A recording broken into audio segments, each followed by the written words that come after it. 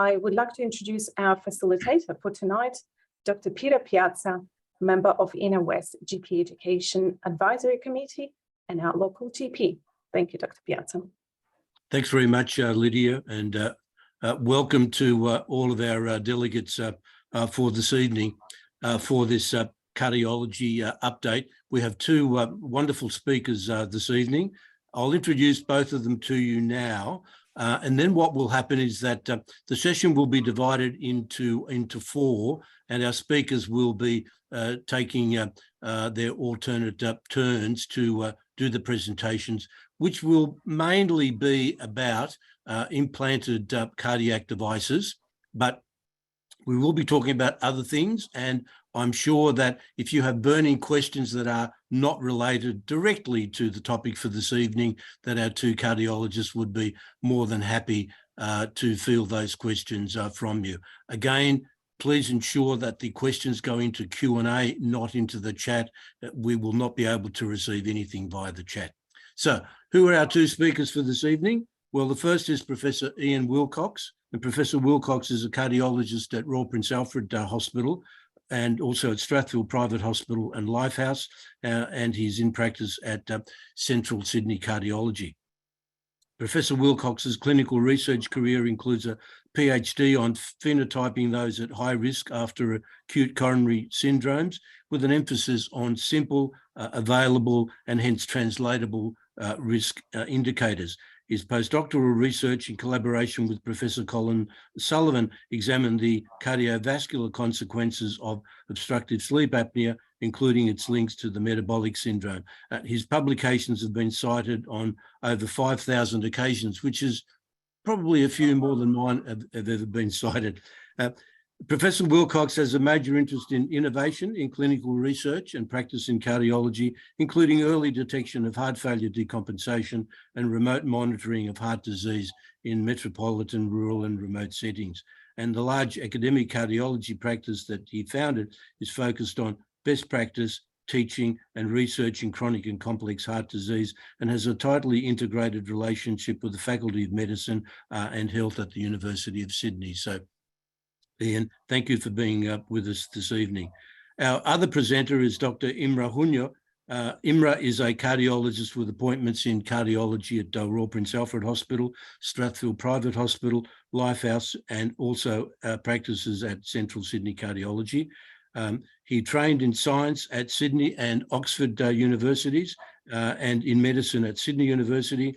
He practices as an academic clinical cardiologist specialising in complex heart disease with major interest in multimodality cardiac imaging, i.e. MRI, CT and echocardiography, and in translational research incorporating digital health and other innovative strategies to improve the care of patients with chronic and complex heart disease.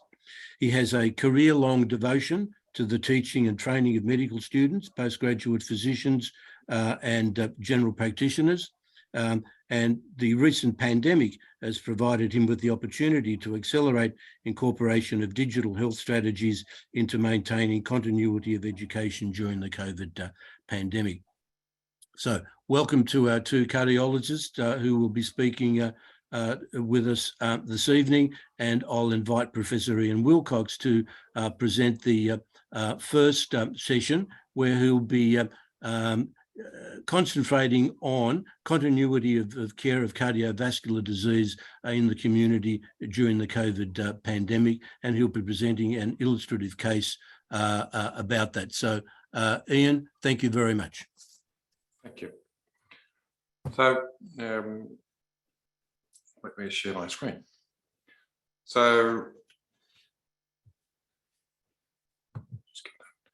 what?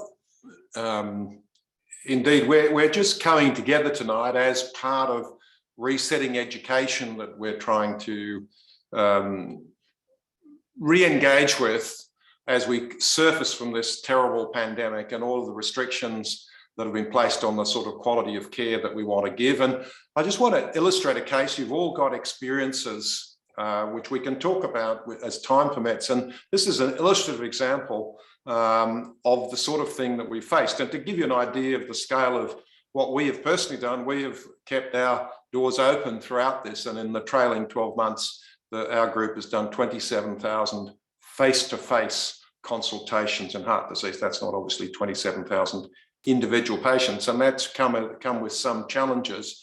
And the normal rhythmical relationship we have between patients and a GP and a specialist in at least a triangle, and obviously a more complex network, has really been under pressure, and delivering quality of care has been extremely challenging. So this is an actual case, Mrs. T. I get a phone call during the day. Oh, look, I really want you to see Mrs. T. You know her daughter. So I'm scratching my head, Mrs. T, I know her daughter. Her daughter's name doesn't come into my mind, and nor does the patient, but the implication is that I should fit this person in urgently. So the respiratory physician, who is an incredibly experienced and most excellent physician, says to me, would you mind seeing Mrs. T? She's breathless. It started with a cough, and that's gone. I know that she's got sleep apnea on CPAP, and she's been using that, but she's short of breath at rest and exertion, just walking a mere 10 meters with me before having to stop, and was tachypneic. She saw a cardiologist, Dr. C, who did a stress test for 6 minutes and said, that seems a bit surprising given what I saw today. And her spirometry is not too bad. Her FEV1 73%, chest is clear, oxygen saturation is 96%, CT is normal lungs. There's minor calcification of the coronaries. So would you have a look at her? Okay. So this woman's a Vietnamese Australian of Chinese ancestry, never smoked, doesn't drink, always snored. And the diagnosis of sleep apnea was long-standing 10 years ago, and she's using CPAP. The risk factors, apart from her age, include hypertension, elevated cholesterol, and there's a history of some GORD, but essentially she's been reasonably well. However, she's been short of breath, as described, for a number of months. Now, not really captured by the specialist referral was there had been repeated attempts to actually physically see a GP for months and months. The family had also asked her to see a cardiologist, and that had happened eventually, and seen the respiratory physician who didn't think the problem was respiratory. The patient had a profound weight loss from 65 to 49 kilograms, associated not only with breathlessness, but obvious dysphonia, dysphagia, and terrible weakness. On examination, she was profoundly wasted, tachypneic. My medical students sitting in counted her respiratory rate at 66 beats a minute. They were short, shallow breaths. She had difficulty holding up her head. She was obviously using respiratory accessory muscles of respiration, but there wasn't a lot of chest movement, and the weakness was profound, but reflexes were preserved. And when I had a look at her, I couldn't see obvious fasciculations. The cardiac examination, including the blood pressure, was completely normal. The ECG was normal, and the echo did show some concentric left ventricular hypertrophy in keeping with a history of hypertension, and global longitudinal strain seemed to be a little bit apically spared, which we sometimes see in amyloid. But the picture did not look like amyloid. So based on the history I was given, there was a history of dysphagia, of profound neuromuscular weakness, and I thought this lady must have a paraneoplastic syndrome given the dysphagia and weight loss. She was admitted to the intensive care directly at Royal Prince Alfred Hospital, but it wasn't quite usual practice. I rang the intensive care, I rang the coronary care, the emergency department specialist in charge, and I said, this lady's with me, she's critically ill, I think she's in respiratory failure and needs admission, probably to ICU. I rang the neurologist on call, I said, I'm really worried about this patient, I want you to see them, I think they might have myasthenia gravis, or as a paraneoplastic syndrome. The patient, I think, is in respiratory failure. And the patient was indeed admitted straight to ICU, where she was in respiratory failure, where the investigations were to go on and show that she had motor neuron disease, and where in 5 days later, she died of respiratory failure with her family at her side. I spoke to the neurologist the next day. I said, what did you think of Mrs. T when you examined her? She said, oh, I didn't see her. I thought I'd see her tomorrow. So is this really the new normal of COVID-19? That someone who basically spends about 8 months seeking medical attention, and the history was, of course, somewhat longer. It was closer to 18 months from the early part of her weakness. She had not been seen in person by many people, and I found it incredibly odd that you'd personally speak to a neurologist who was on call, who doesn't even go and see the patient when I've expressed serious concerns with good evidence. So the family were pretty understanding because they realized that this was not a survivable illness. But I have to say, they felt terribly let down by the system.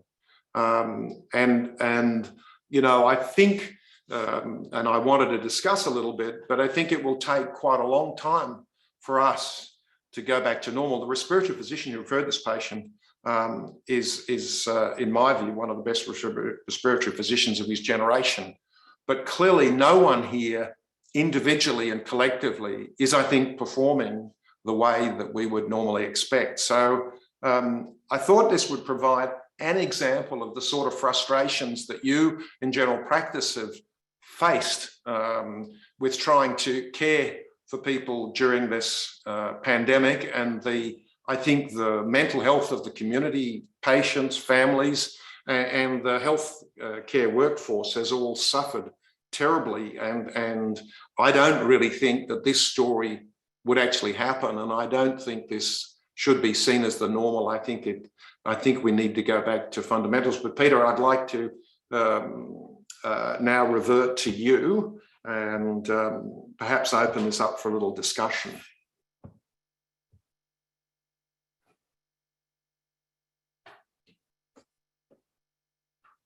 Yeah, now you'll be able to hear me. I've unmuted. Look, I find this really astounding that this is the way that a patient would be managed in a tertiary institution like Royal Prince Alfred Hospital. And it's not what one would normally expect. And I'd be very interested to hear what my colleagues would have to say about this as well. So again, I encourage you to go into the Q&A box and let us have your either a question about this or a comment. But it has been a problem in general practice. That anyone with respiratory symptoms, I won't say is automatically barred from the local GP's office, but you know, they're treated with what can I say? They're treated thinking that they do have COVID and they are going to spread it to everybody. And I think the fact that we've had respiratory clinics, general practice respiratory clinics, in one way is good because that means that patients with respiratory symptoms should be seen, but in another way maybe not so good because the patient's regular GP won't be able to continue their care and therefore find it difficult to obtain specialist opinion in that situation. Now I'm still waiting on. No, we don't have any questions or comments from our colleagues. Let me then jump back in. What did the neurologist say to you, Ian? I mean, why didn't they go? Because they didn't appreciate that it was such an urgent case, or was it because the patient could have COVID and I can't afford to go? Look, I didn't. I mean, obviously in the hurly-burly, and this is, you know, obviously I'm not criticising the hospital I spent my entire career at. I think when you go into the emergency department, it's like a war zone. It's like a MASH scene with people everywhere, people in wheelchairs, people on gurneys, people in waiting rooms. You know, the system is under enormous stress. And a lot of the people who are going, I don't know whether you've seen this, but a lot of the people that I'm seeing who've calling an ambulance have measured a blood pressure of 180 or had a complaint that a general practitioner would deal with. And this is just flooding the emergency department. And to your point, this neurologist, I was sort of gobsmacked that when you make a consultant phone call about someone in respiratory failure who I thought had something nasty, which it turned out to be, the fasciculations weren't actually obvious to the neurologists. They saw them on the EMG. But I think it's a reflection of people not performing to their ability. You know, it's not a criticism of that particular person. I think you touch on it, people have this fear that when they go and see a patient, they're going to get sick. So she came through the front door without a clinical suspicion of COVID, but she could have had COVID. Yes, yes. Having had this is much earlier in the pandemic, having been declared a close contact at that stage of a one was a COVID case and one was a contact of a contact. I had to spend over a week away from my practice, which wasn't good for me and wasn't good for my patients either. So, you know, one can understand the fear, but there are ways of overcoming it. Yeah. Yeah. Now, look, let me have a look. We do have a question. And the question says, how does one balance risk of COVID and risk of having a significant medical event when some symptoms leading up to the event are vague and non-specific? Well, but I think that's the perpetual thing that we're in, and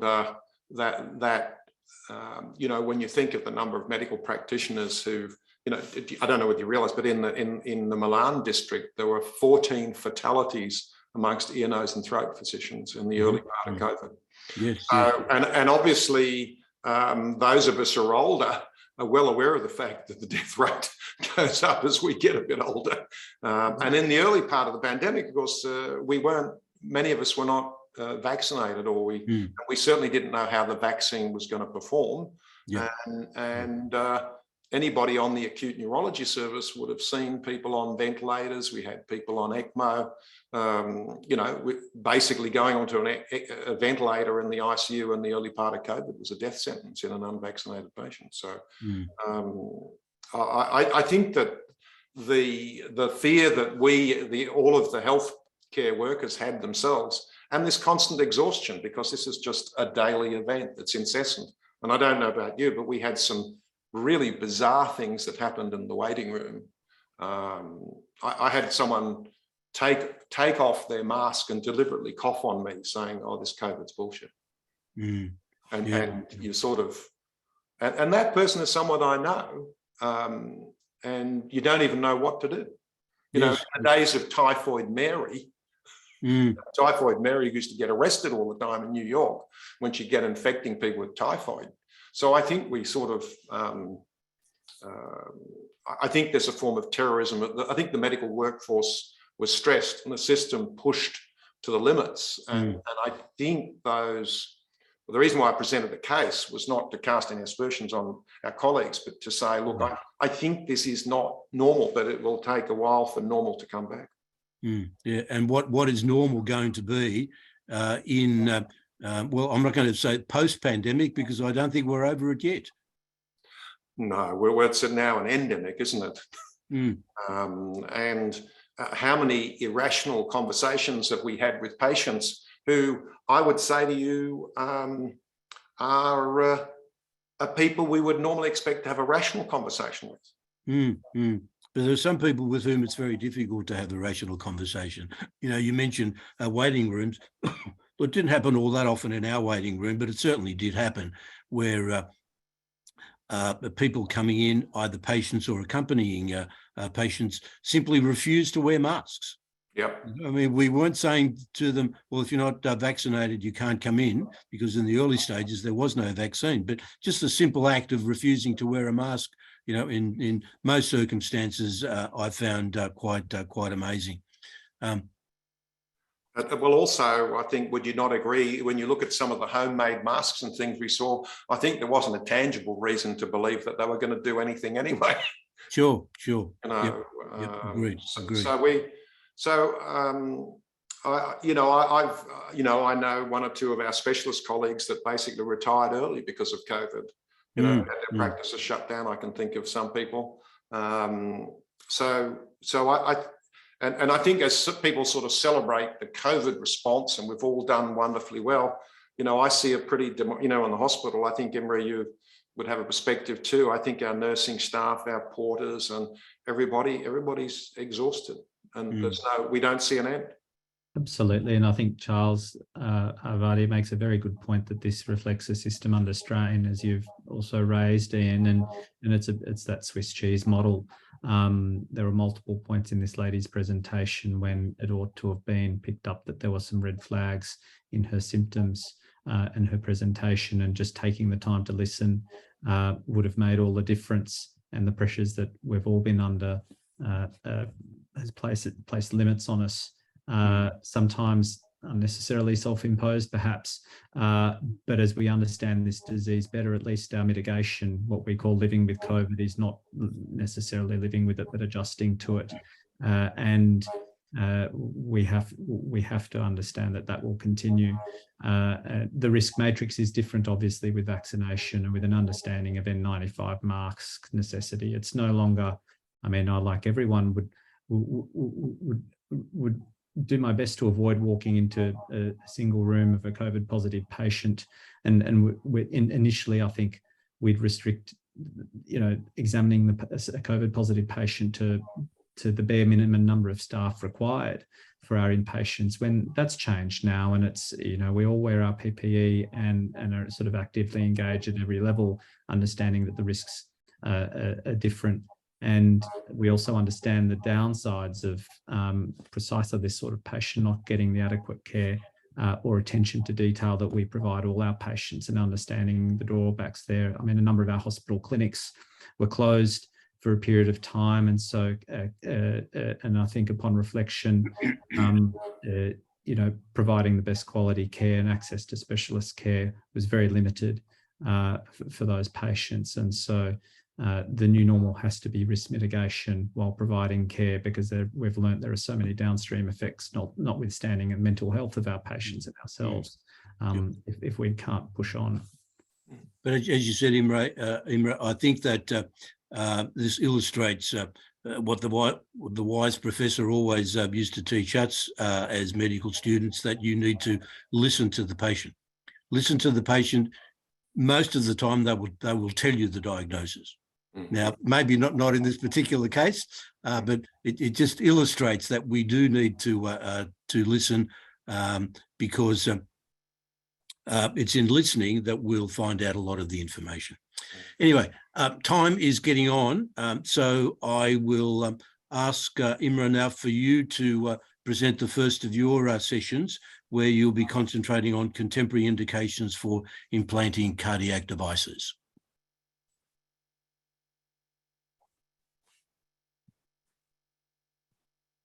Sorry, Imre, please unmute yourself. Good, thank you. Thank you, Peter. I assume everyone can see my screen sharing now, and it's my pleasure to talk to you. This topic, it's difficult to cover in 10 minutes, so I thought I'd highlight some of the basics and where things are really moving in terms of cardiac devices. We might allow you a little bit more than 10 minutes. We will have some spare time at the end, so don't feel too rushed. Thanks, Peter. Look, interestingly, it's almost a century since the advent of pacing, and the first successful pacing of the heart was actually by Dr. Mark Lidwell, who was an anaesthetist at Prince Alfred Hospital, of all places, where he paced a neonate. And since its development and invention, it's really evolved through transcutaneous pacing, but then really battery technology was what enabled the advent of portable implantable devices, and that's where Medtronic initially led the way. Ultimately, defibrillators in the 90s were a game changer in reducing the risk of sudden cardiac death, and then in the early 2000s, the development of cardiac resynchronization combined devices, and then ultimately with leadless pacemakers in 2013. But really, you'll see from these dates that these are the dates of the advent of these devices. But when they actually hit the prime time, and when they evolve and they improve and are used in the mainstream, it really does still take probably a decade or so as I reflect towards the end of this presentation on leadless pacemakers, where we're about to embark upon radical changes in pacemaker devices. And coupled with all of this, as Ian will also talk about, is the capacity for remote monitoring. So how we can use our pre-existing devices in the cloud, connected to practices and specialists, and perhaps even using artificial intelligence to interrogate that data in order to improve our decision-making and quality of care in an efficient and cost-effective manner to improve patient outcomes.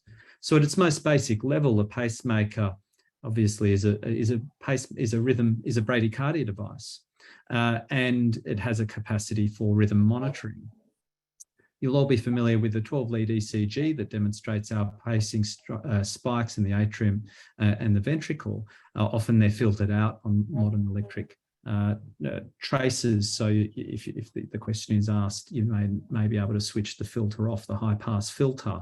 And they're prepectorally implanted, and they're transvenous devices with the tip of the right ventricular lead generally around the RV apex or the septum, and the right atrial lead around the lateral wall, or often even in the right atrial appendage. And newer devices were able to deliver different types of therapies, and the defibrillator, which came about in the early 90s, is essentially also a pacemaker. It has all the capabilities of a pacemaker, either via a single or dual lead transvenous system, but also, of course, has the capacity to provide a discharge for defibrillation between the coil, a thickened component of the ventricular lead, and the pulse generator can.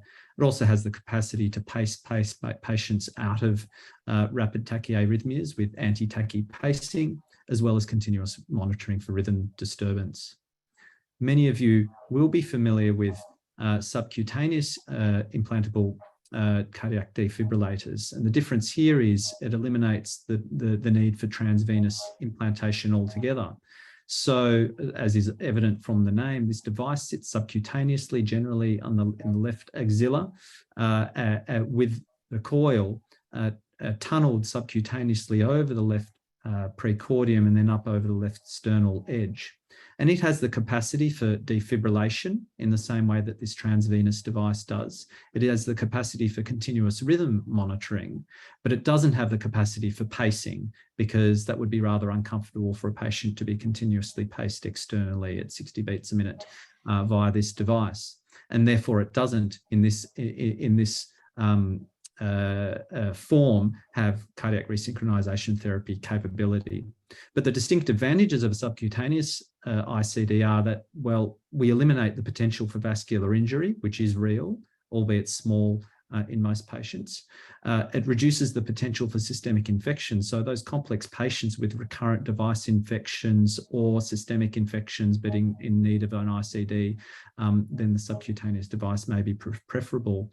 And particularly for young patients at risk of sudden cardiac death, for example, due to hypertrophic cardiomyopathy, where you really need a defibrillator but not a pacemaker device, who are likely to require many devices, upgrades over the years. And really the weak point of any of these systems is the wire, or typically has been the transvenous system. It has been the wire that can degrade with time. And removing a wire that's been chronically implanted is a high risk venture, and only in the most expert hands is it possible, and it's not always possible. And so then we just implant even more leads and crowd the space, and it creates more problems. So by preserving the venous access for a later date and a subsequent generation of device, a subcutaneous ICD is often a desirable device for a young patient.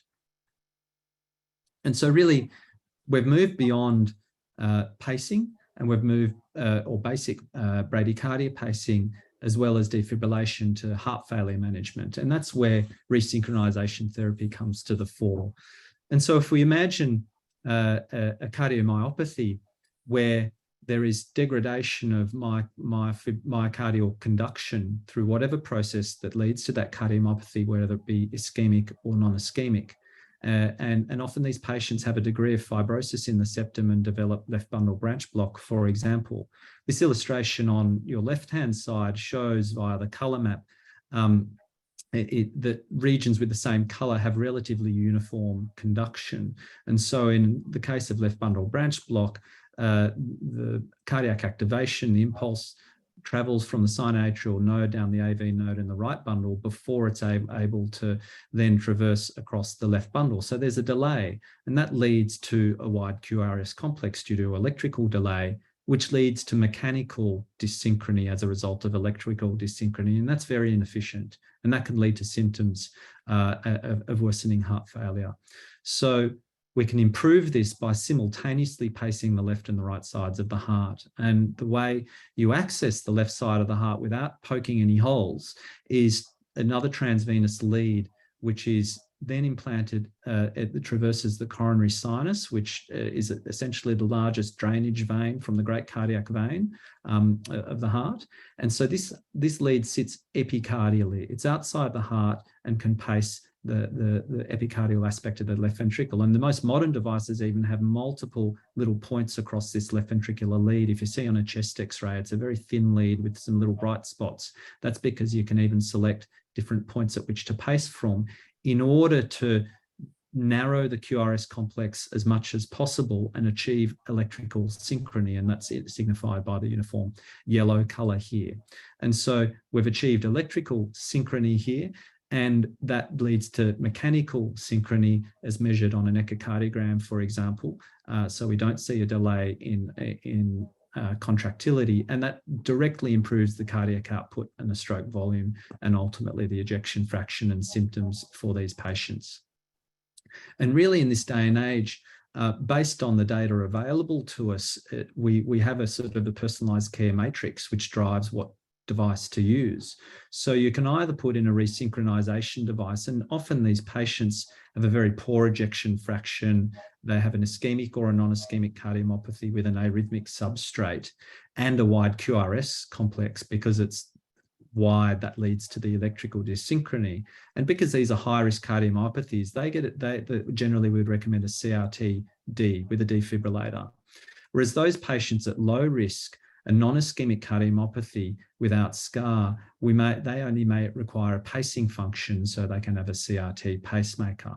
And how we determine those patients that are potentially at higher risk among the non-ischemic cardiomyopathy patients is to use a modern imaging technique such as MRI to see if there's fibrosis. If there's scar here, you can see this white line, which is delayed enhancement. So the gadolinium's injected, it's retained by fibrotic tissue. It washes out of normal tissue, where you can see a thin dilated left ventricle here, which is nice and dark, but in the septum, there's this linear mid-myocardial fibrosis, which is classical for a dilated cardiomyopathy, but it portends a worse prognosis when there is this scar. And so that allows us to select the higher risk patients.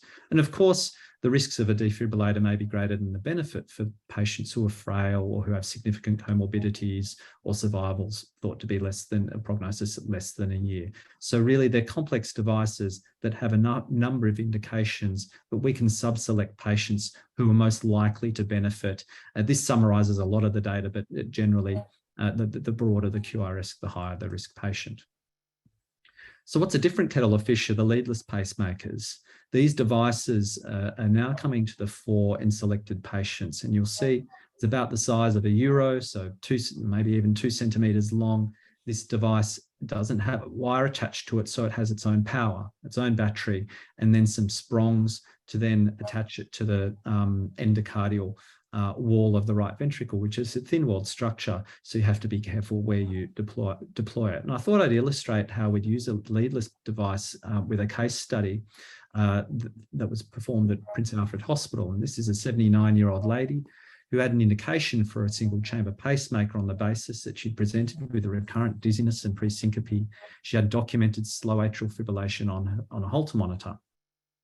The important background history is that she has a mechanical mitral valve, and so she's therefore warfarinized, normal left ventricular function, and minor coronary disease. So she doesn't have a cardiomyopathy per se, because she has normal left ventricular function. She's unlikely to have significant scar, so she doesn't need resynchronization or a defibrillator, but also does have it was thought to be a possible myelodysplastic syndrome with pancytopenia, therefore increasing her bleeding risk. Now, it got a bit complicated with this lady because she had a hematoma following her first pacemaker insertion, which required evacuation a month later. She then she presented at this point to Prince Alfred, or was referred for a repeat hematoma evacuation a month later again. And the hematoma at that point was very tense. There was extensive generalized bleeding, despite all sorts of measures to minimize that, including withholding her warfarin. There was no evidence, macroscopically at least, of infection. An expensive antibacterial envelope was used to protect the device when it was reimplanted. However, 4 months later, this is what it looked like. Now, anyone can see that this looks pretty nasty. Even if there's not gross evidence of infection in terms of erythema, the device has clearly breached the skin barrier. And so if it's not infected now, it was only a matter of time. So the integrity of the device is in danger, as was the skin integrity of the patient. So this device has to come out. You can't leave it like this. But what do? You could put the device on the other side of the body, but this lady had already had a number of complications already. So the device was removed, and she genuinely needed the device because she started experiencing pauses of up to 7 seconds and had a period of had an episode of syncope. So clearly a good candidate for a leadless pacemaker. And the way it's implanted is under fluoroscopy. So it's basically just live continuous X-ray. You'll see in this picture, here's the mechanical mitral valve. It's a bileaflet valve. This is probably just the temporary wire that was in place.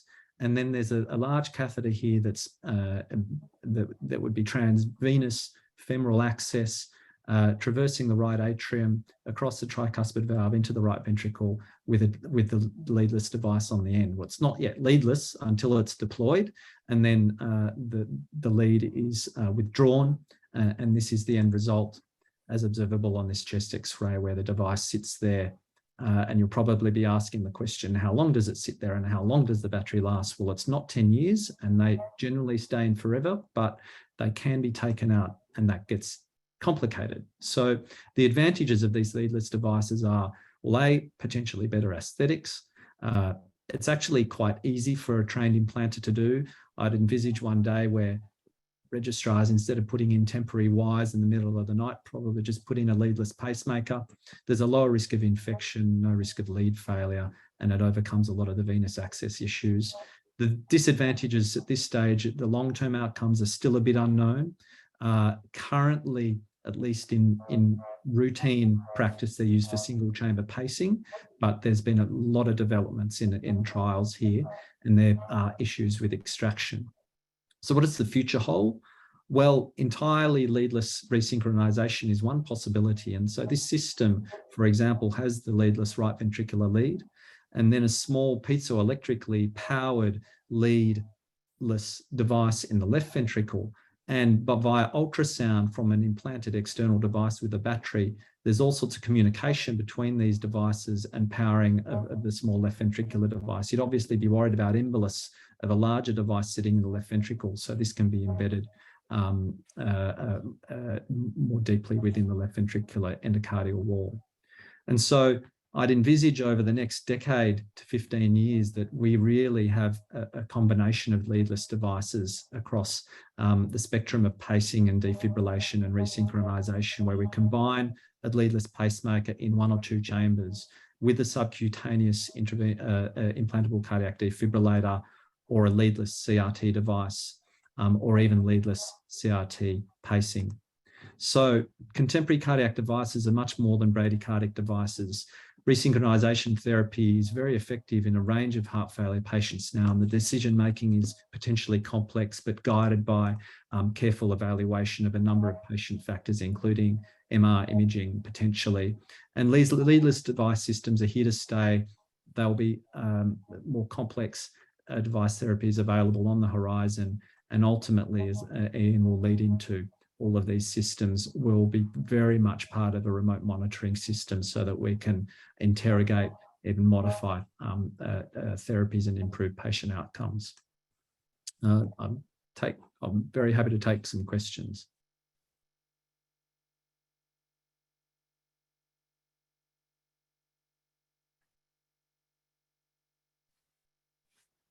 It looks like there is one question in the Q&A box from Dr. Judith Davidson. Yes. Okay. All right. Well, I will ask that one. It says that somewhat left field about the pandemic and the consequences, but what do you do about ensuring your deaf clients can hear what you're saying, and what about your staff at ward rounds? Since masks are ongoing requirements in medical facilities, it puts deaf people at a big disadvantage to having access to the information you are providing, especially when it is not a completely quiet location. And can I say that I've had that same problem with some of my older patients who are hard of hearing. And if you're going to get the information across, you have to remove your mask so they can see your lips, so that they are able to understand what you're saying. But how you would get around that over the phone, I'm not sure. Imre or Ian, do you have any comment about this? Oh, well, I think it's been part of the COVID thing. I mean, it's hard enough to communicate with elderly patients who have hearing loss, as you know. And so a lot of them are lip reading, although I've discovered quite a few of them that I thought lip reading can't lip read once. But essentially, for our deaf patients who've got a signing interpreter that can join in, and I have a few of those patients, that's all right. But for the broader community of people who are hard of hearing, it's an absolute nightmare, communication, and it leads to a lot of miscommunication. So the miscommunication that happens in the doctor-patient consultation, just because each party hasn't heard the other, is an awful lot worse with a mask on. Absolutely. Just adds another layer. Yeah, I totally agree. And I think part of the solution really, firstly, is recognition, right? And that this is a problem or a potential problem, and identifying our most high risk and vulnerable patients and looking at ways to mitigate that. But that's a really complex problem. And I'm sure it's not only with hearing, but there must be other situations where it becomes more difficult to get the message across. I mean, as we all know, what the patient hears and takes home is often quite different to what we've told them during the consultation.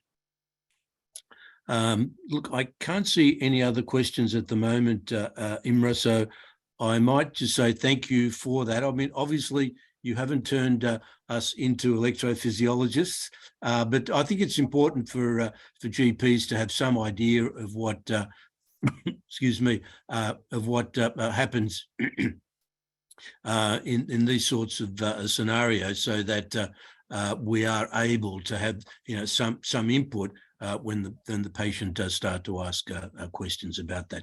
So, as I say, thank you very much for that, and I'll look forward to your second presentation after Ian comes back now with some insights from remote monitoring of implanted cardiac devices over the last 10 years and its role in the COVID-19 pandemic. So, Ian, we'll come back to you now. Yes, indeed. Let me just So one of the things that we as a group did is that we're actually, and I'm not here to talk about us, but essentially one of the things that we did is we really influenced the uptake of remote monitoring for pacemakers and defibrillators, as well as loop recorders, because we as a group decided about 10 years ago that we were going to we're not connected with any particular device company. We just simply said, look, there's one criteria that we'll use to choose your product, and that's remote monitoring capability. And as you can imagine, since we were a large referral practice, we had the attention of our colleagues in the device industry very quickly.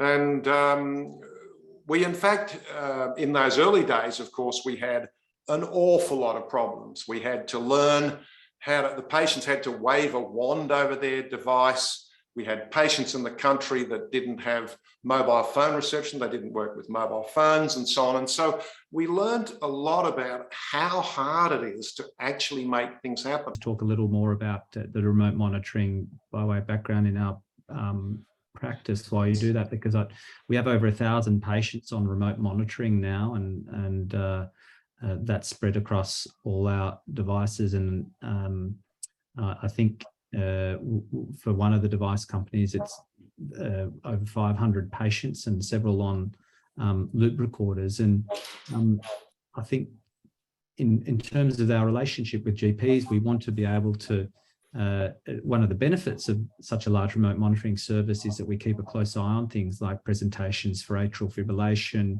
significant changes in atrial fibrillation burden, changes in arrhythmia, for example, sustained ventricular tachycardia. I have a patient who I just admitted today who picked up an aborted VF episode while he was walking the dog on Monday and felt a bit dizzy. But had he not had the remote monitoring in place, it could have potentially been weeks before he'd seen someone, because it was only as a result of our monitoring that we called him to assess his symptoms and had the rhythm transmitted to us. So it can also mean swift and timely upgrades to devices as appropriate. So I'll hand back to you, Anne. I'm sorry, yes, I had a moment of incompetence. So we went through these years of difficulties, and we were at one time Australia's third largest practice, hospitals, private practices and everything nationally. And the uptake of remote monitoring devices was something for which we can take some credit, because we basically forced the issue. But we now have something like 1,300 patients, and the difficulty is we have this massive amount of data. But the interesting thing is we now get additional information out of these devices that we never expected to get. So as Imre described very well, the pacemakers are always making sure there's a minimum heart rate for a certain activity level. And then we have these implanted rhythm control devices like defibrillators, and then we go on to heart failure therapy. And one of my interests was understanding heart failure decompensation, and can we detect this a little early? Can we use the information from defibrillators to be integrated with the other care that we get? And we found a number of interesting insights, and I'm just going to share with you a few little examples of what we get out of these devices. So for example, this is a patient who's got chronic atrial fibrillation that we're thinking of trying to cure, and we've implanted a loop recorder, and it records the amount of atrial fibrillation that the patient has every day. And as you can see, when we put the patient on flecainide, we start to see a little bit more sinus rhythm. And then when we increase the dose to 100 milligrams, we're actually getting him to sinus rhythm for about half the day, which looks very exciting. However, on the screens below, we show the QRS that the patient has all measured up. And what we see is as we take the dose of flecainide up, we're starting to see a very wide QRS. And we would not have had the ability with an implanted loop recorder to compare the two things unless we merge the data, unless we merge the information from the implanted loop recorder with the ECGs that the patient was having done coming into the office. So another reason that we put in a loop recorder is we use it to detect paroxysmal atrial fibrillation, but this is a gentleman who's an elderly diabetic who appears to be slowly demented, who's got very large ventricles on the CT of the brain, and has been having falls. And we are not at all confident about the history, so we implant a loop recorder. And for 2 years of the loop recorder, there is not a single bradycardia or pause until this particular night when the heart stops. The heart stops as this man is then, so we get an alert. We ring the home. There's no response. He lives alone. Eventually, the police are rung and go to the house where this poor gentleman has been found dead.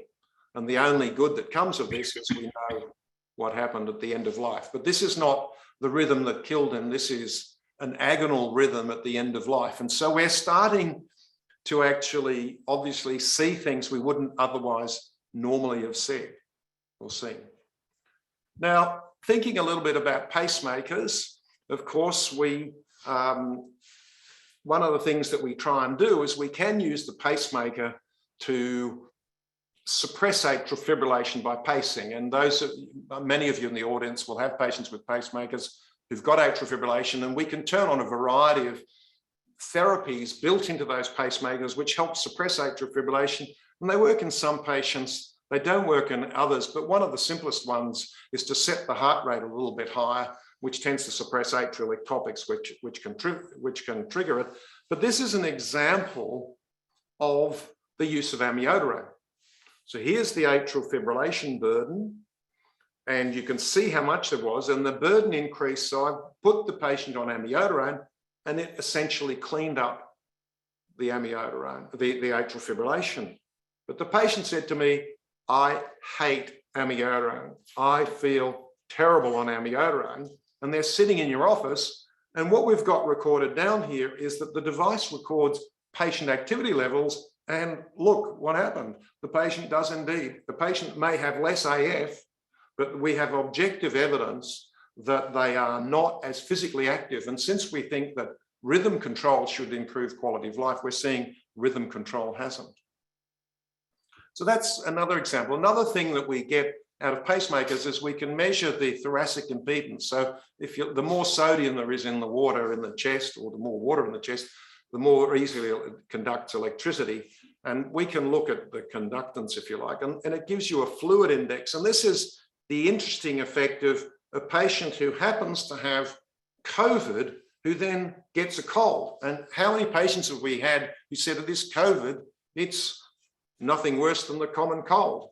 And for this particular patient, in fact, the common cold was worse than COVID. Now, congestion monitoring of this sort is not super reliable as a heart failure indicator and is best used as one of many. But I think this particular patient exemplifies the additional information that we can get. But one of the problems is you as GPs can't get your hands on this. Indeed, the patients don't have their hands on it. And one of the things that I foresee that we would like to do is to break that down and say, well, if the patient has a right to know their information, and try and make it more accessible and more digestible. So this is another way of looking the same. So this is a patient who's got a pacemaker in, and what you're seeing here is where those little diamonds are periods in which the patient has an AF alert. And you can see that when they have atrial fibrillation, they're also congested.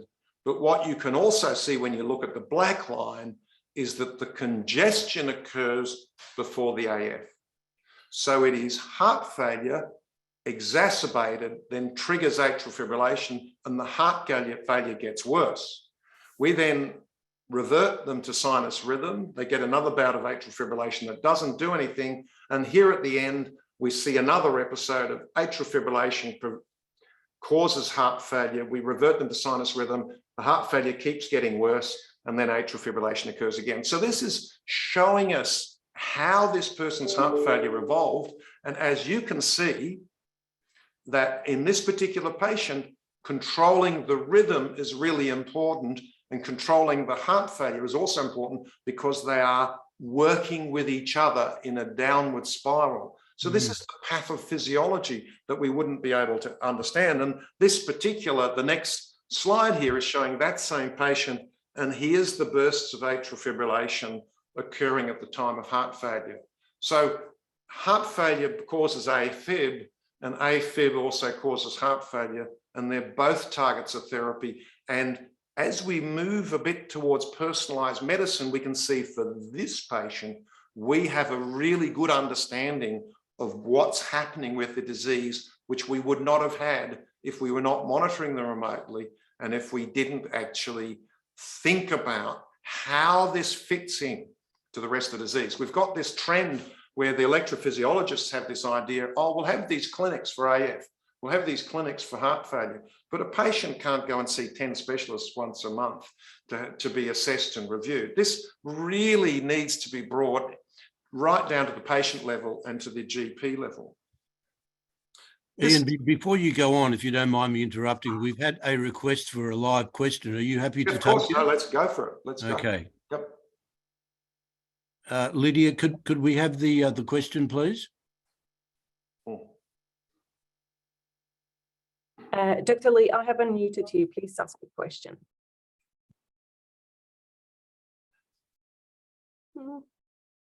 Edmund, if it's Edmund, his mic's muted. You might try again in a couple of minutes. Thank you.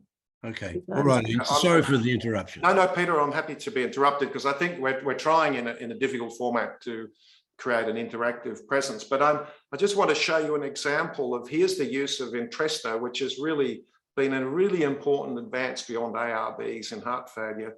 And this is a patient who's congested. And naturally, of course, we've seen this data introduced Entresto, and you can see that that particular signal of heart failure exacerbation, which has really increased lung water, how much it improves from the introduction of Entresto.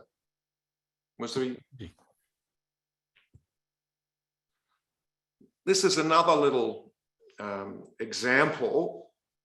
And again, it's a little bit qualitative. And one of the things that we need to do is we need to get this data from the companies into other software so that we can link the things that we have, link renal function, liver function, respiratory rate, and so on. But this, you can see subjectively, is a patient whose ventricular arrhythmias start to increase. And one of the problems, one of the things in patients with defibrillators that is a matter of scientific fact is that patients who have a defibrillator that goes off do worse than patients who have a prophylactic defibrillator that doesn't need to go off, which always strikes you as slightly strange. But one of the things that we don't want to do, and patients do find traumatic, is unnecessary shocks. And the way that these are programmed, and just to give you, I do a device clinic every week, is that we look at this and you can see that there has been a reduction in the amount of VT, which had been flaring up before the introduction of Entresto.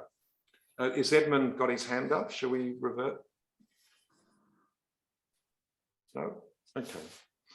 And without, so this is, again, a more complex patient because, as you know, in the community, the patient has, particularly when they're older, have many different intersecting conditions. And one of the classic problems, of course, is the patient who has both lung and heart disease. And one of the things when I'm teaching people about lung and heart disease, I'm saying, well, moderate lung disease and moderate heart disease together make major disability. This is a patient who's got a very interesting history. He's one of life's great characters. And he survived the war in Israel to nearly get killed crossing the road in Rose Bay because someone didn't stop at a pedestrian crossing. And so here he is. He, of course, took up smoking in the Israeli army, smoked an enormous amount, has terrible lungs, but he also has had rheumatic heart disease, has had a mitral valve replacement, and he's got an ejection fraction of about 20%. And he, so this is him in hospital with COVID, and the monitor's been dropped off so we can keep an eye on his heart failure while he's got COVID. And he has a little spike of increased lung water, but compared with some of the other ones he's had, it's not that bad. And he, in fact, just demonstrated his capacity to survive adversity by surviving on the COVID ward at St. Vincent's and coming out unscathed. And I think just sort of wrapping up a little bit, I might just bypass that. I know this is an example of, again, someone on the COVID ward, husband drops off the monitor, and we're able to keep an eye on her in the COVID ward. So she actually lives in the Southern Highlands, ends up in St. Vincent's. We've got the monitor drop off, and our staff are keeping an eye on the fact that when she gets COVID, the biventricular pacing drops off because she goes into atrial fibrillation. So then the biventricular pacing's not working. She goes into worsening heart failure. We get her out of the COVID ward and zap her back to sinus rhythm. So in talking about all of this, what we're seeing is the beginning of a simplified therapy. Increasingly now, we don't have those big clunky bedside monitors. I mean, we can't have a monitor for every chronic disease sitting on someone's bedside table. We've got app-based stuff, which is often, a family member's phone. And we've got the beginnings of how do we get this data into the hands of the family doctor and the other doctors who were there. So I thought it was an interesting topic to have a conversation about this information, and perhaps at least opening up a discussion and understanding of where this data can add to the new era of personalised care, and a little insight into the world of digital health. Imre, if there are no questions. No, there was a question, but there's been technical problems at the other end, so that's not going to be answered. Again, I encourage anyone who does have any questions to type them into the Q&A, and we'll try to get our cardiologists to answer them for you. But Ian, if you're done, we might get Imre back now to give his second presentation. And this is about changing the course of coronary heart disease using a comprehensive lifestyle intervention using digital health strategy. And he will be telling us about the Live Plus study. Imre, back to you. Thank you, Peter, and thank you, Ian. So this is really to change tack here and talk about one of my passions in coronary imaging and how it intersects with coronary disease and how we can track our interventions and see if it will benefit our patients. Because really a very common question I receive, and I'm sure you receive in the clinic, is, look, can you arrest or reverse coronary disease with lifestyle change? And patients want to know this, especially when we have such resolution to non-invasively assess coronary artery anatomy and plaque with CT coronary angiography or calcium scoring potentially. And so this study is a randomized trial to evaluate an intensive lifestyle program for reversal of coronary disease. And it's a mechanistic study to really understand at an imaging level, can we change that high-risk phenotype and motivate our patients in a way that's going to make a difference.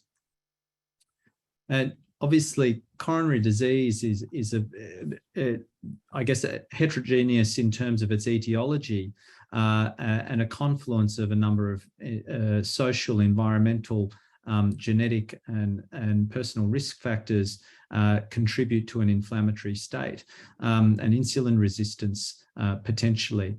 And so this includes the role of stress, the role of sleep deprivation or altered sleep patterns, which will drive sympathetic and adrenal activity. So, for example, in obstructive sleep apnea.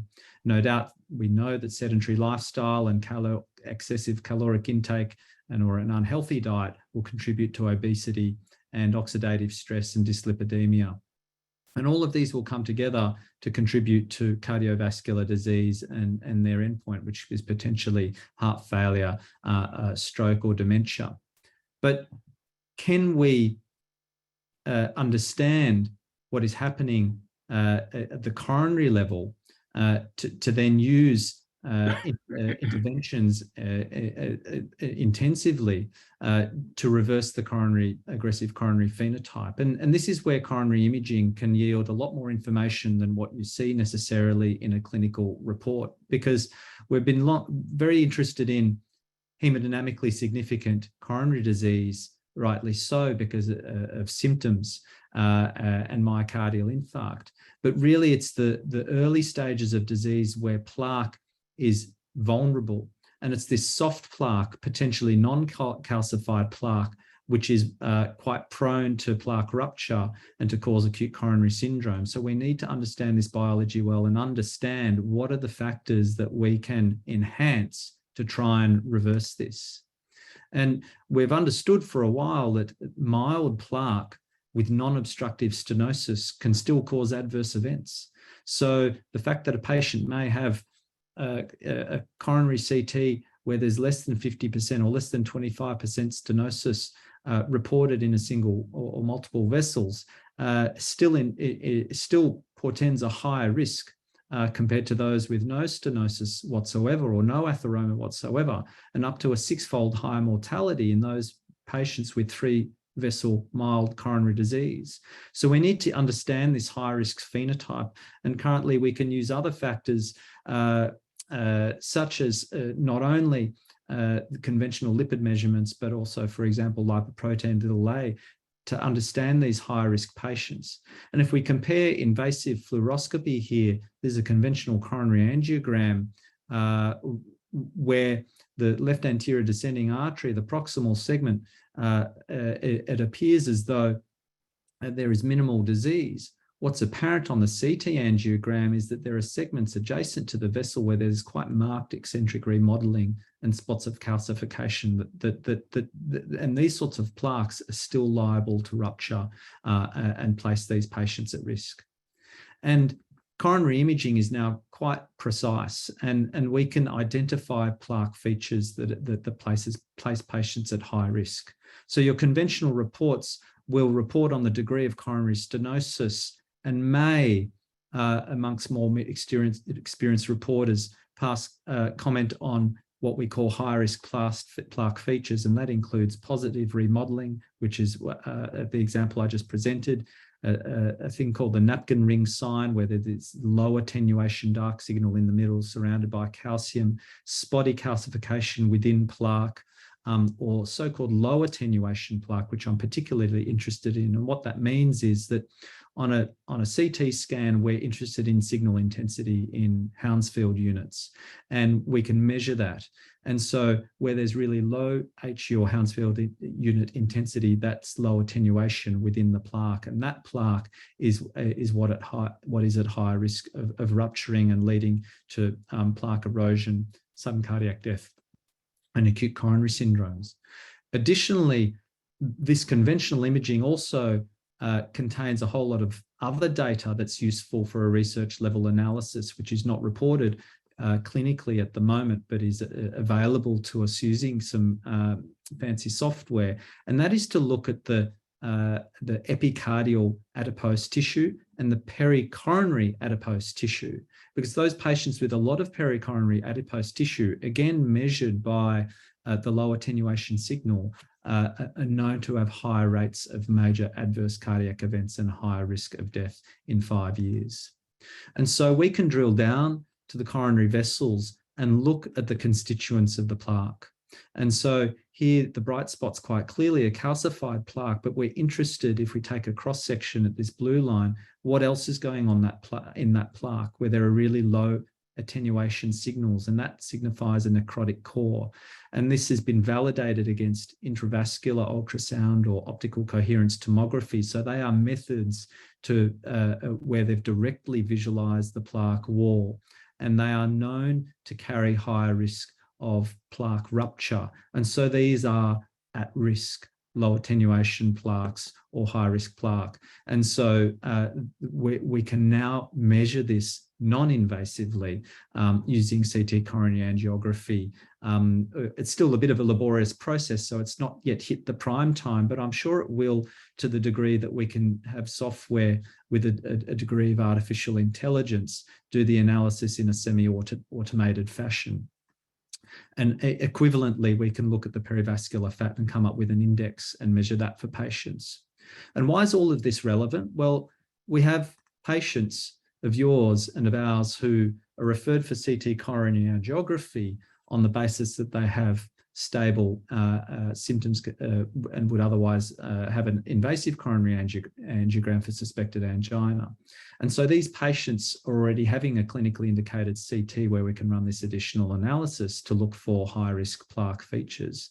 And this Live Plus study seeks to look at these higher risk patients who may not otherwise have significant obstructive disease and allocate them to standard therapy, which is our optimal medical therapy with dietary and exercise advice according to the guidelines of the American Heart Association, or an intensive lifestyle intervention plus that standard therapy.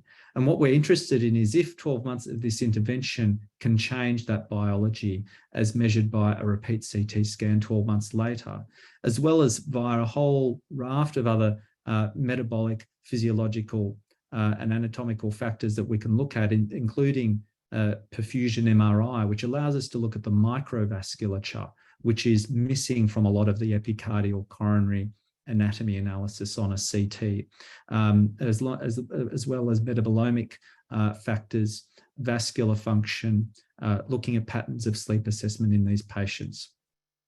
And what really the innovative part of this trial is, not only is it mechanistically based, where we can directly visualize changes in the coronary anatomy and physiology non-invasively before and after the intervention, but the intervention itself will use or it does use a digital health solution to reinforce the messages for our patients. And as you would know, it's one thing to be enrolled in a clinical trial where there's a lot of oversight, but how does that translate to the real world? Well, the hope is by using such an interactive application, providing automated reinforcement and the potential to ask questions or seek advice from professionals, that this is something that ultimately would be utilised in practice. And the intervention itself is a diet that is pesco-vegetarian, a low-calorie diet in a 5-2 fashion for a year. Initially, in order to help train our patients, we're providing meals according to this plan through Marley Spoon for the first several weeks, and then ongoing advice is provided by a dietitian and supported by the app. Equivalently, an exercise physiologist is involved initially in person, and then we can track patients' physiology, their heart rate variability, and their resting heart rates, for example, with a Fitbit, and then check in with them live via the app. Addressing a number of the other factors that obviously contribute to the development of coronary disease and stress includes mindfulness training, as well as sleep tracking and interventions, so we can monitor that. And so what we're really interested in ultimately is a change in that low attenuation plaque that I've described that we can see on the CT at 12 months, as well as a change in myocardial blood flow, as well as a whole raft of secondary endpoints and physiological parameters. But I think it then gets back to that question, importantly for these patients: can I alter my biology? We know that statins can help arrest plaque and to some degree reverse plaque, and there are other studies using similar technology where they've looked at pharmacological interventions, but this is really dedicated to an aggressive lifestyle program to see if we can achieve similar, if not superior outcomes combined with optimal medical therapy. And so the inclusion in this randomized trial is that patients have the presence of plaque on their CT that we perform at Prince Alfred Hospital if they're referred for that. And they're in an age range and able to provide consent and participate and adhere to the rigors of the intensive lifestyle intervention. And so this is a study that's collaboratively being performed with our principal investigator, Luigi Fontana, who's a world expert in lifestyle and metabolism. He's an endocrinologist at the Charles Perkins Centre, as well as a number of cardiologists from our practice, radiologists and collaborators at North Shore Hospital. So I'll be very happy to take questions on the study, or more generally regarding CT angiography or coronary plaque. And what are sort of the parameters that we're looking at, or the important factors that we can measure in following up our patients.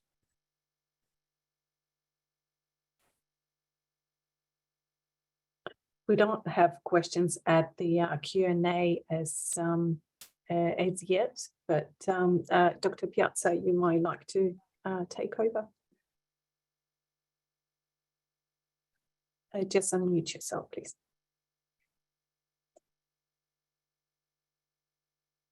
So with regards to CTCA, I mean, the impression that I got in general practice when we first started to hear about this was that it was as much an investigation to sort of stage the level of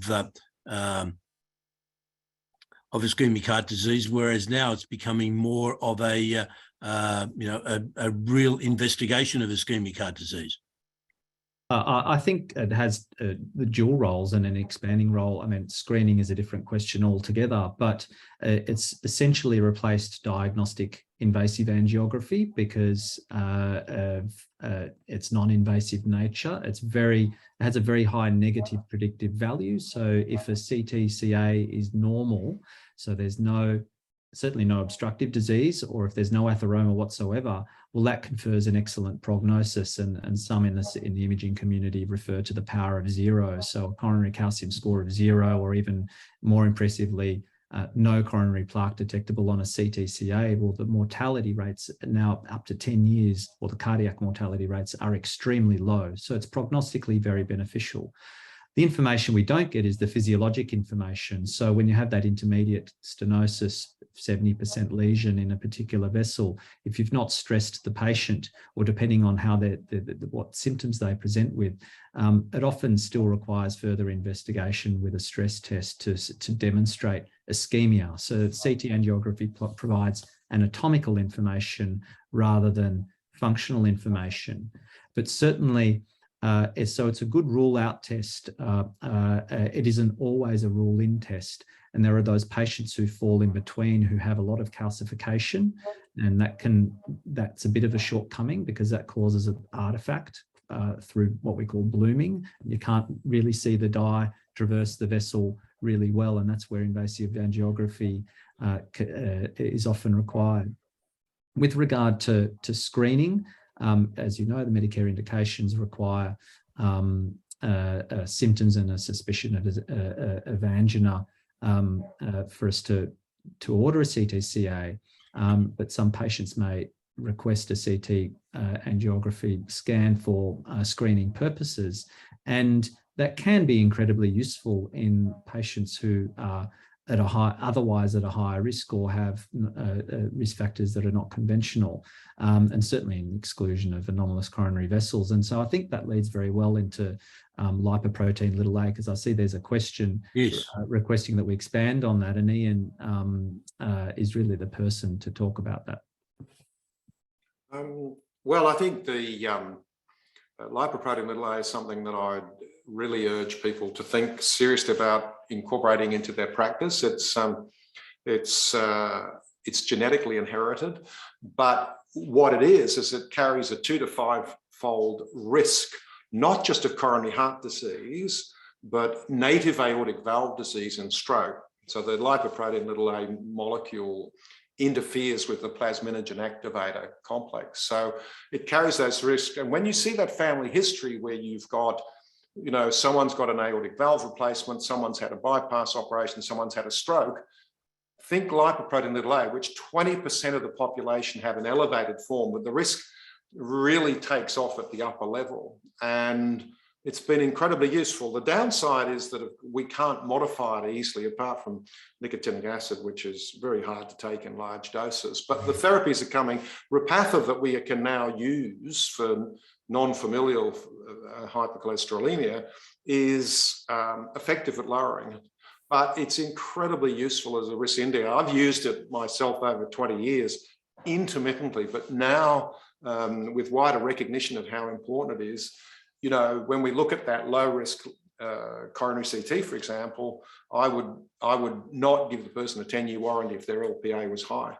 But so lipoprotein little a is a topic for another conversation, and I would and it would be a great thing to talk about. But of course, it's that usual thing that risk factors don't mean disease. So I've got patients who've got an elevated LPA and there's no trace of actual disease in them, like other risk factors we have. But because the total cholesterol doesn't capture LP little a, it often those people who've got a cholesterol of 5 or 6, and yet there's triple vessel disease, and you think this is out of proportion, LP little a is often where the answer is. So it's not affected by a diet or lifestyle, and in simple terms, you just measure it the once. But it's really useful to look at unexplained family risk. Ian, is it Medicare rebatable? No, but it's not incredibly expensive because you only do it once, and you're charging about $60 or $70 to have it done. It's not silly money. The main problem is that sometimes the pathologists are not used to doing the test. The people taking the blood don't send off the LP little a. You get the ApoA and B, but you don't get the LP little a. But with wider recognition, that's not going to happen. And you know, just very shortly, but I look after this patient who's active, 110 kilos, but came to me needing coronary disease, And he's got the Brazilian partner who's life gym junkie and always has been putting the finger at him. The reason why you got heart disease is because you're fat.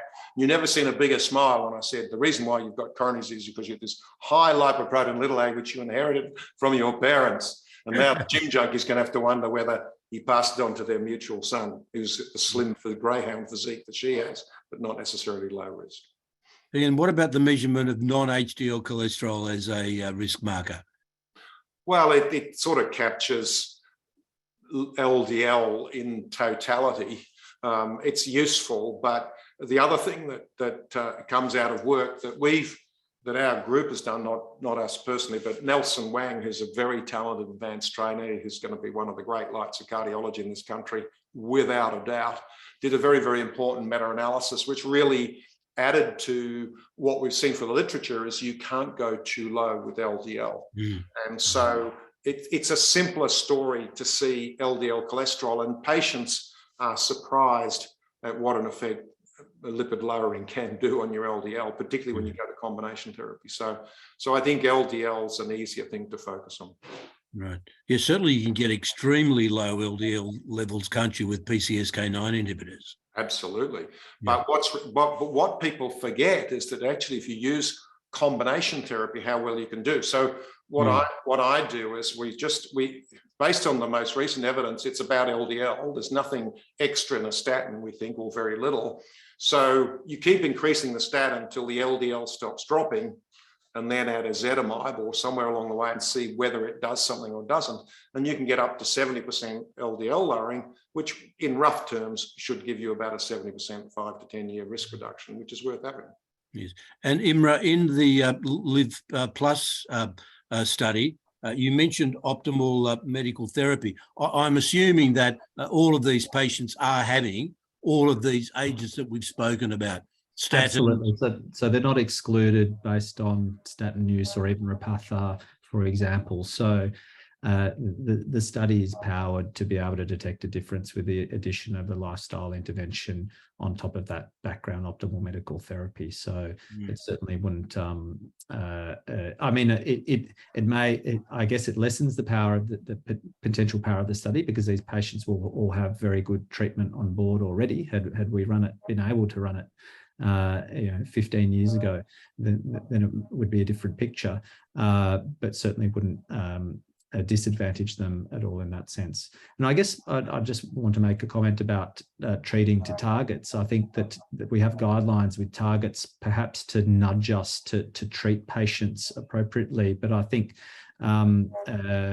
taking on what Ian's sort of suggested as well, that I tend not to think of an LDL target so much as the target is the lowest LDL I can achieve with tolerated treatment, because we know that lower LDL correlates with a reduced risk. The lower, the better.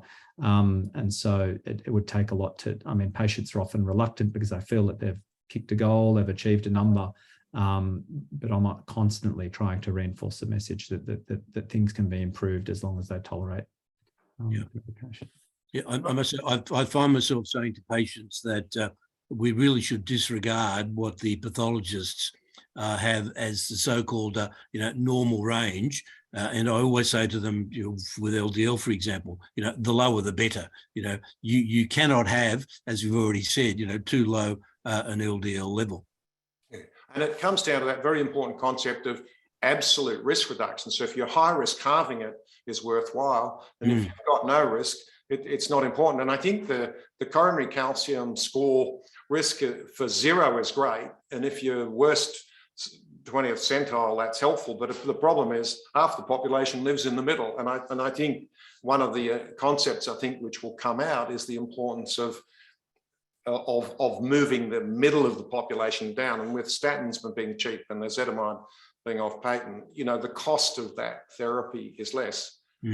So I think it's less of a concern. And as you say, availability of Repatha is now a real game changer for non-FH LDL lowering. And for that group of patients we have who can't take statins or believe they can't take statins, or the latter group being commoner, then at least you can stand them up and, well, how about an injection? And then they go, well, maybe I'll try the tablets. Yes, and I don't remember the name of the study, but I'm sure I read recently that patients really don't suffer, the type of myalgia that they want us to believe as a result of statins. No, in fact, the research that the study that Nelson Wang did in collaboration with Jordan Fulcher and Sean Lal from our group, one of the things they looked at, it was the actual versus the predicted LDL lowering, and what they saw for Repatha and what they saw for ezetimibe was exactly performing, and statins were about, I think, 17% short. And so, there is a deep-seated bias against statins. And the other thing, a little bit about the current sort of rules, is that I think that we should be more liberal about doing LDLs, but because it's an incredibly good adherence check. People come back and their LDL's gone back up to 3, and you go, is there something you're doing different? And they say, well, maybe I miss a few. I go, maybe you miss a lot. But then when they can see, when they can see the data for themselves, then I think it does nudge them as. And I do think that what Imre is presenting here is the beginnings of things which are a much more attractive and less punitive way of doing something. And when we go into the waiting room, we see all these people on their phones. Wouldn't it be useful if they were actually doing something that helped them as well? I'm sure. Look, I've run out of questions. There's no other questions in the Q&A box at the moment. Could I ask either of you just to summarise in a few words, just a few important take-home messages for our GP audience? Imre, do you want to start? So, I think from my first presentation, I put a summary slide up at the end, but really devices have changed a lot, and really it's the technology that will derive less invasive, less intrusive devices with the capability of remote monitoring. And that will really drive change in how we can engage with our patients together with you. And I think that really leads me to summarise what we're able to do in evaluation of coronary disease non-invasively, and evaluate the impact of lifestyle intervention with serial CT angiography. And so watch this space, because I think the discrimination of different phenotypes of coronary disease will change, and we'll be able to work together to reduce that risk for our patients. Thanks very much. Any last tips from you, Ian? No, I'm looking forward to normal service being resumed, so that we in the community manage chronic and complex disease like we did before again. Okay. Well, to Professor Ian Wilcox and to Dr. Imre Hunyor, thank you very, very much for your participation, for your expertise this evening.